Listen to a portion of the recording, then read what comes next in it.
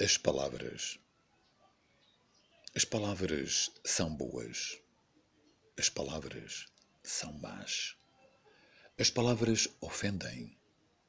As palavras pedem desculpa. As palavras queimam.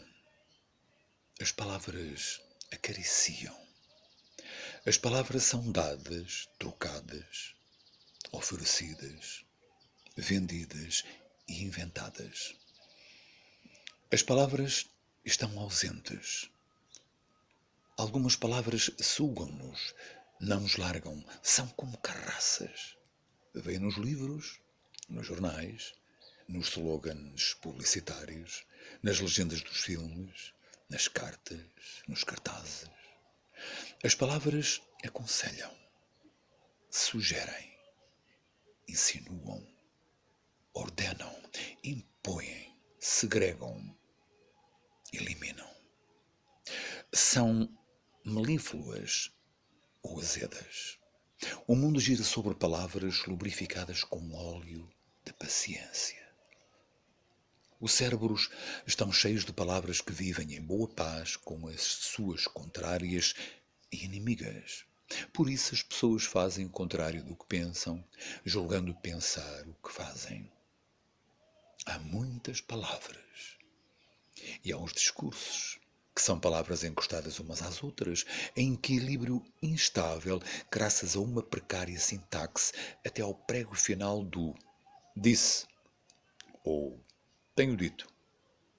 Com discursos se comemora, se inaugura, se abrem e fecham sessões, se lançam cortinas de fumo ou dispõem bambinelas de veludo.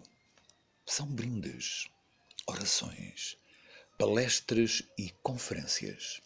Pelos discursos se transmitem louvores, agradecimentos, programas e fantasias.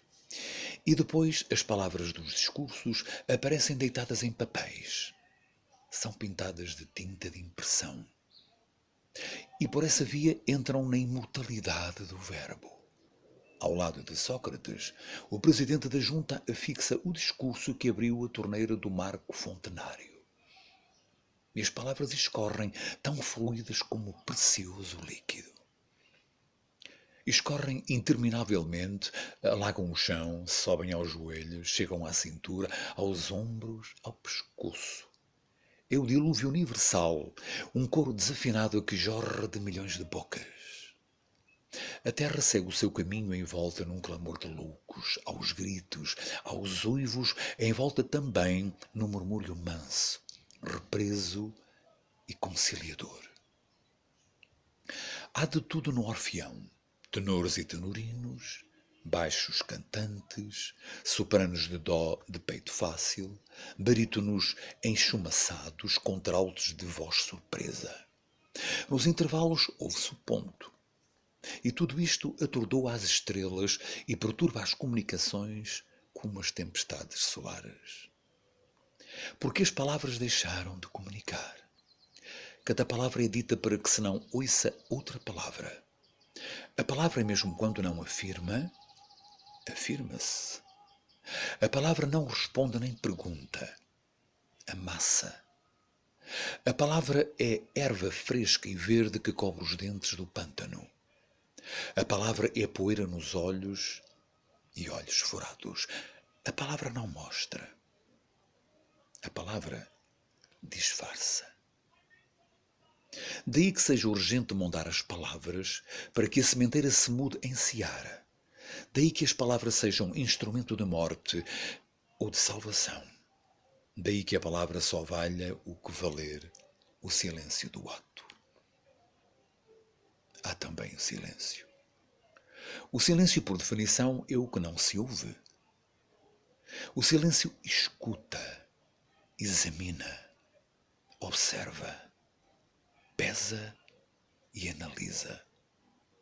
O silêncio é fecundo. O silêncio é a terra negra e fértil, o humus do ser, a melodia calada sob a luz solar. Caem sobre ele as palavras. Todas as palavras. As boas e as más. o trigo e o joio, mas só o trigo dá pão.